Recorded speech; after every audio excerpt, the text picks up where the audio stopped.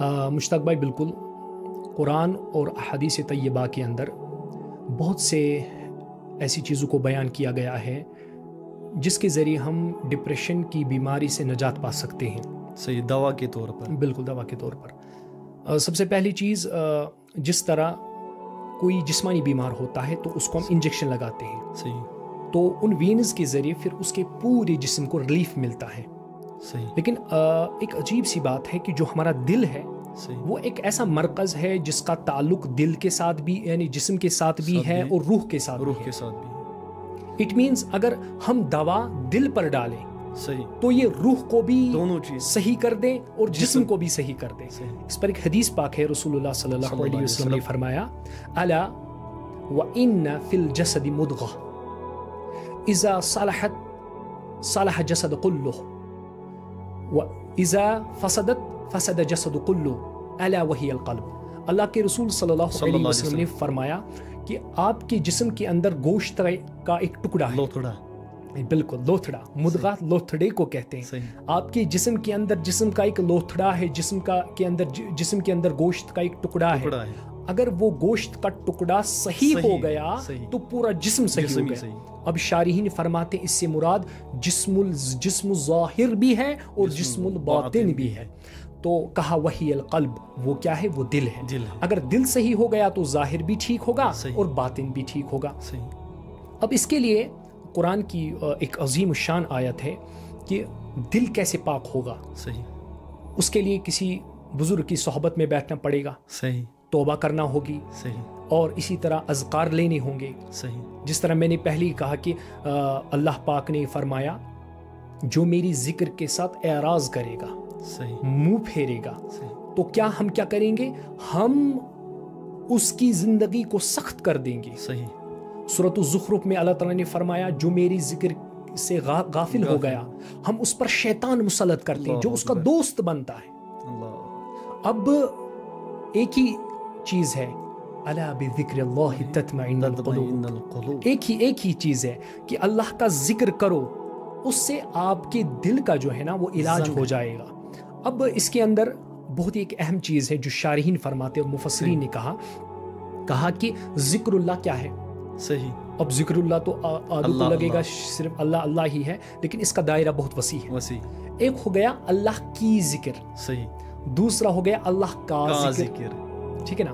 اللہ کا ذکر تو یہی ہے اللہ کرنا، باقی چیزیں.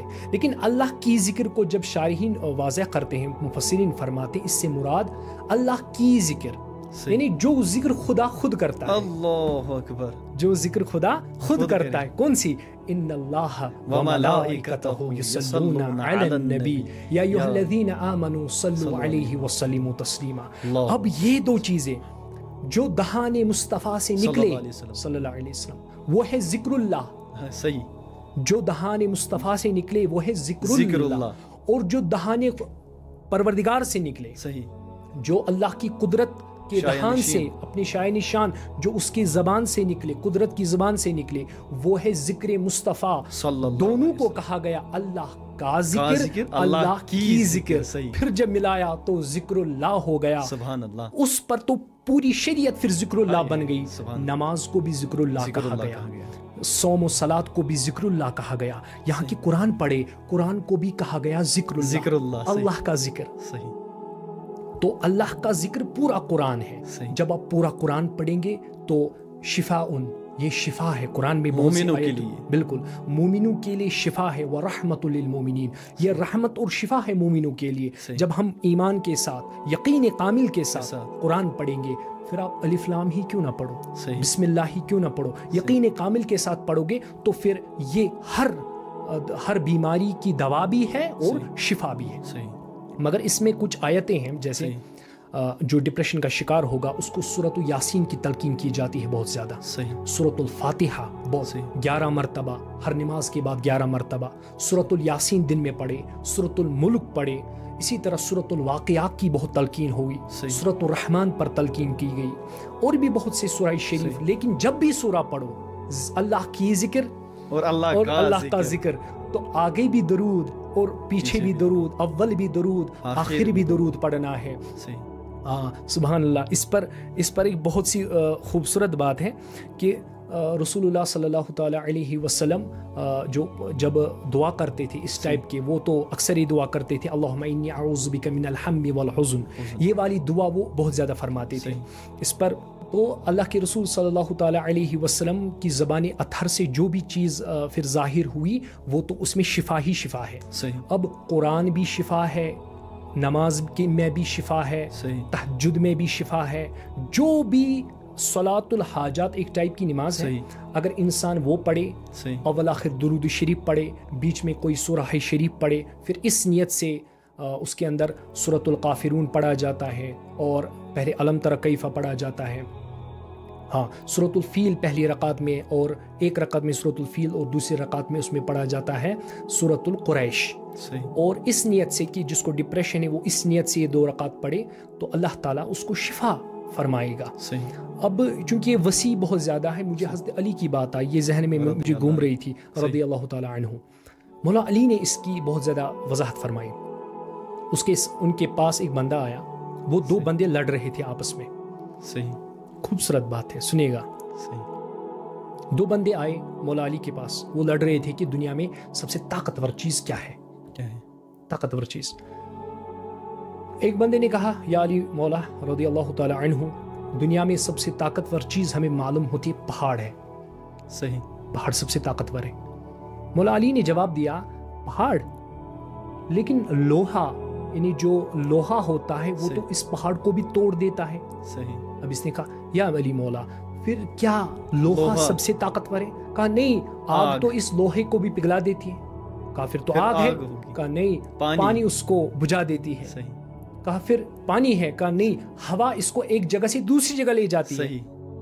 کہا پھر تو ہوا ہے. کہا نہیں، ہوا نہیں ہے، انسان ناک سے ہوا لیتا ہے اور منہ سے چھوڑتا ہے، اس کی کیفیات کو بدل دیتا ہے، انسان اس سے زیادہ طاقتور ہے.